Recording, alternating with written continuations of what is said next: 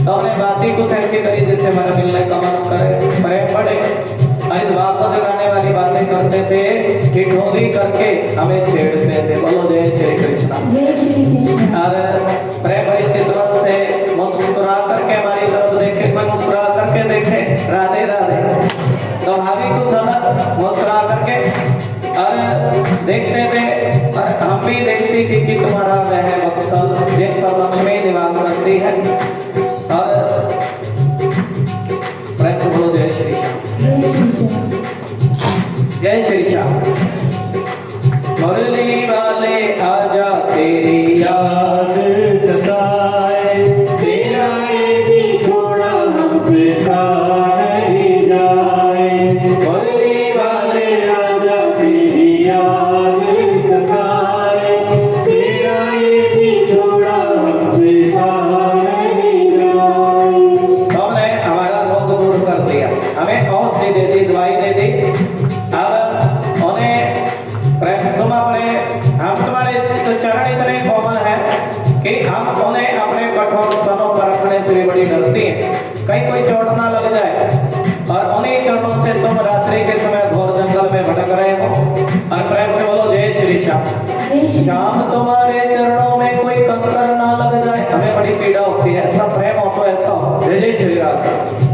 और इस हम सोचते भी है ना, कहीं तुम्हारे चरणों में कोई कंकर न लग जाए, हमें चक्कर आ जाए। क्या जावे जी चक्कर।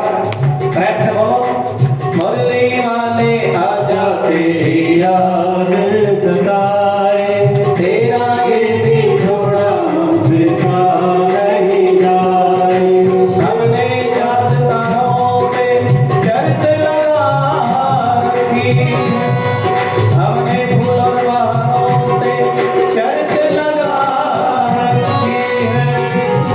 ना जाने कौन सी गली से आएगा शाम मेरा, हर गली हमने फूलों मुरली वाले आजा तेरी याद सताए, तेरा ये भी छोड़ा हमसे नहीं जाए। राधे राधे गोविंद गोविंद राधे, राधे राधे गोविंद गोविंद राधे, राधे राधे गोविंद गोविंद राधे, राधे राधे गोविंद गोविंद राधे, राधे राधे गोविंद गोविंद राधे, राधे राधे गोविंद गोविंद राधे। देखिए जब कभी भी कोई भगवान को प्रेम से बुलाता है, कोई प्रेम से बुलाता है, कोई प्रेम से कथा करे और कोई प्रेम से कथा सुने, तो उस जगह पर भगवान को आना पड़ता। भगवान ना आवे तो भगवान के अंग जलने लगते हैं। ऐसा सुखदेव भगवान कहते हैं। भगवान जब गोपियां रो रो करके अपने आप ही के लिए कृष्ण बन गई, क्या बन गई जी? कोई पूतना बनी, कोई तृणावर्त, कोई सप्तासुर, किसने गिरिराज अपनी उंगली पर उठा लिया। इस प्रकार सब कृष्ण लीला में तन्मय हो गई।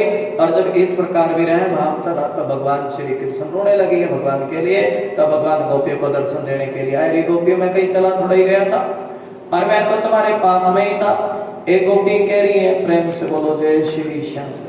गोपियां कह रही है, क्या लगी? सुनो प्रभु, जैसा प्रेम हम तुमसे करती है ना, हमें ऐसा लगता तुम बड़े छलिया हो, बड़े निष्ठुर हो और तुम हमसे वैसा प्रेम करते नहीं है। भगवान कह रही है, तो मेरा स्वभाव है, मैं मिलता हूँ, मिल करके भी छूट जाता हूँ। जैसे किसी निर्धन व्यक्ति को धन मिल जाए फिर धन छिन जाए तो ध्यान उसमें होता है कि नहीं। इसी प्रकार भगवान कहते हैं कि मैं मिलता हूँ, मिल करके भी छूट जाता हूँ। लेकिन जो तुम मेरी कथा सुनती हो, भजन करती हो और तुमने सब कुछ छोड़ करके अपना ध्यान मुझ में लगाया है, इस ऋण का बदला अगर मैं लाख जन्म लेकर भी चुकाना चाहूँ तो मैं इस ऋण का बदला चुका नहीं सकता। और लेकिन तुम अपने प्रेम से मुझे पूर्ण कर सकती हो। श्री सुखदेव जी कहते, राजन गोपियां भगवान की जब इस प्रकार की बात सुनी तो गोपियों को और भी आनंद हो गया। बोलो जय श्री कृष्ण। और सभी भगवान की प्रियसी और सेविका गोपियां एक दूसरे की बाह में बाह डाले खड़ी थी। और जमुना के पुलिंग पर भगवान ने रास प्रारंभ किया। क्या रचाया जी? रास रचाया। सुनाते हैं ना, मेरे श्याम ये बता दे, हाँ जी, तेरी दान कौन सी है और जिसे सुन के सारी सखियां तेरे दर पे झूमती हैं। भगवान एक एक गोपी के एक एक जितनी गोपियां उतने कृष्ण प्रकट हो गए, ऐसा भाव उस समय भगवान ने सभी गोपी के बीच और अपना उनके गले में अपना हाथ डाल दिया। इस प्रकार एक गोपी एक कृष्ण, इस प्रकार ऐसा भाव था। जितनी गोपियां सभी गोपियां समझती थी कि भगवान हमारे पास में है, और इस प्रकार रास प्रारंभ हुआ। और उस समय आकाश में विमानों की भीड़ लग गई और सभी देवता अपने पत्नियों के साथ वहां पर आए, और उनका मन उनके वश में नहीं था। बैंड बाजे बजने लगे। क्या बजने लगे जी? धुंधिया बजने लगी। अपने आप ही उस यश का गान होने लगा। रास गोपियां भगवान श्री कृष्ण के साथ नृत्य करने लगी। क्या करने लगी जी? और प्रेम से बोलो जय श्री श्याम। तेरी अदाएं कर गई घायल हमारे दिल को। इस वजह पे हमें थोड़ा सा रास रचाना है, हाजिरी लगाते हैं। देखिए गोपियों के पायल और घुंघरू बजने लगे, इस प्रकार रास होने लगा और भगवान की ऐसी शोभा हुई। किसकी जी? गोपियों की भी शोभा, परमात्मा की भी शोभा। इस प्रकार शोभा होने लगी और गोपियां प्रेम से बोलो जय श्री श्याम बड़े नाच नाच करके रास उस समय मुस्कुराती, गोपियां मुस्कुराती, कभी भौएं मटकाती और नाचते नाचते उनकी पतली कमर ऐसी लचक जाती मानो टूट गई हो। झुकने बैठने से और चलने से फुर्ती से उनके स्तन हिल रहे थे तथा वस्त्र उड़े जा रहे थे। कानों के कुंडल कपोलों पर आ गए थे और मुख पे क्या है जी? पसीना। किसके मुख पे? गोपियों के मुख पे पसीना। इस प्रकार पसीने की जो झलक और बाल खुल गए। फूल जो लगाकर क्या आई थी गजरे में वो बिखर गए। परीक्षित उस समय ऐसा जान पड़ता कि श्री कृष्ण तो सावले सावले श्री कृष्ण तो बादल है। कौन है जी? और जो बादलों में जो बिजली चमकती वो कौन है जी? सावले सावले कृष्ण तो बादल और चमकती हुई बिजलियां गोपियां। बोलो जय श्री श्याम।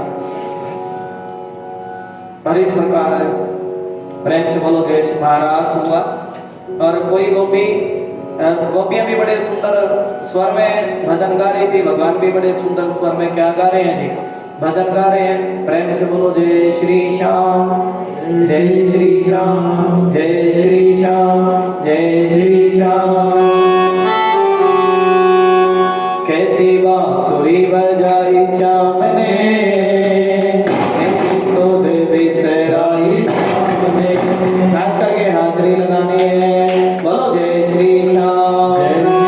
कैसी हाय, कैसी कैसी कैसी हाय, कैसी कैसी कैसी। ताली भी जा करके कैसी कैसी हाय, कैसी कैसी कैसी हाय, कैसी। जय श्री श्याम।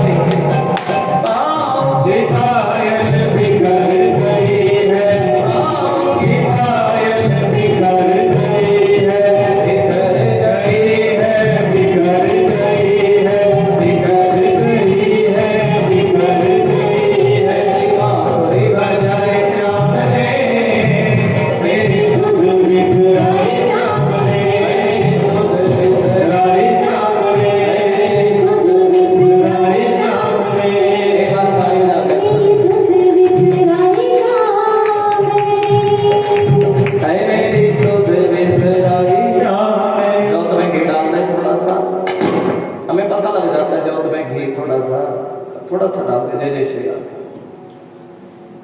एक बार बोलो जय श्री कृष्ण।